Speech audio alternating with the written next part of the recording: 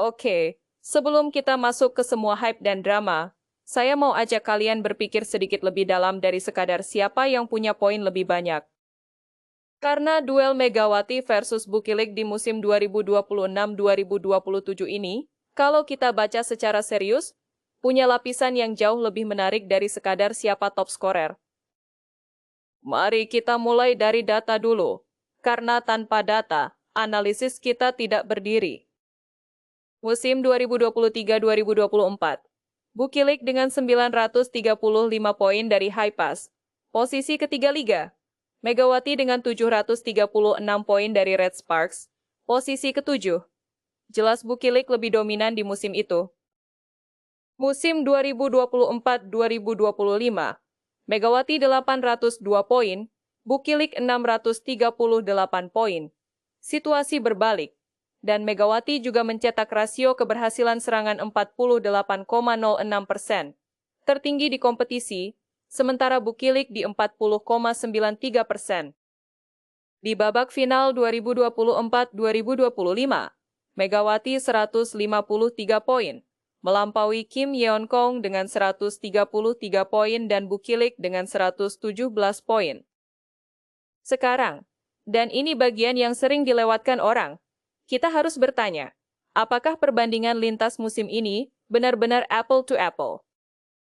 Saya perlu jujur di sini. Membandingkan Bukilik 2023-2024 di High Pass dengan Megawati 2024-2025 di Red Sparks tidak sepenuhnya setara.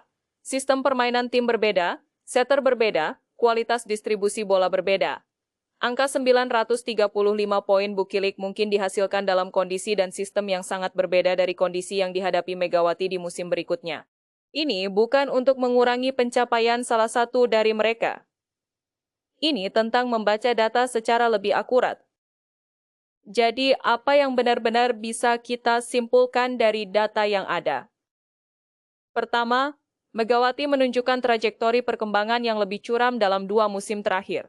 Dari posisi ke-7 ke pencetak poin terbanyak di final, itu adalah kurva yang sangat positif dan menunjukkan kapasitas adaptasi yang tinggi.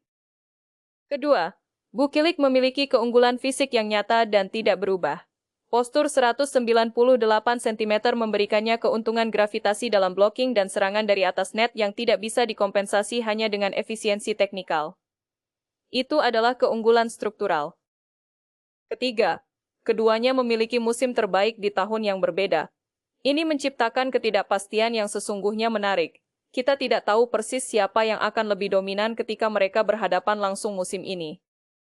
Dan inilah yang membuat analisis musim 2026-2027 jauh lebih berharga dari musim-musim sebelumnya. Megawati di Hyundai Hill State, Bukilik di Red Sparks.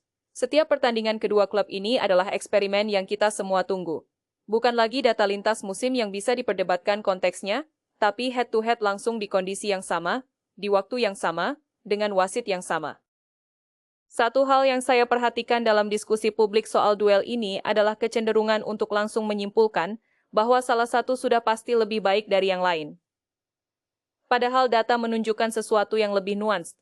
Keduanya punya dominasi di konteks yang berbeda, punya keunggulan di dimensi yang berbeda, dan punya musim puncak di waktu yang berbeda.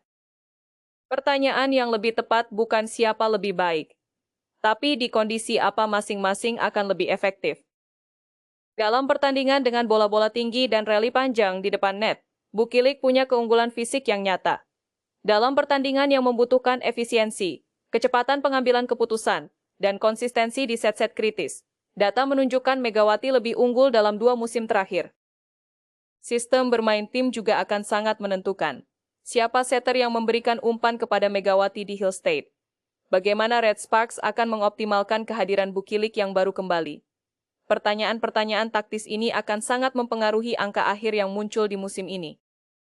Jadi kalau kalian mau mengikuti duel ini dengan cara yang benar, bukan hanya menyoraki tanpa pemahaman, perhatikan bukan hanya total poin, tapi juga rasio efektivitas, performa di set-set kritis, dan kontribusi di momen-momen yang paling menentukan. Itulah data yang sesungguhnya akan menceritakan siapa lebih tajam, Megawati atau Bukilik. Kalian setuju dengan analisis ini? Atau punya perspektif berbeda? Saya mau dengar, tulis di kolom komentar. Kalau kalian suka konten analisis mendalam seperti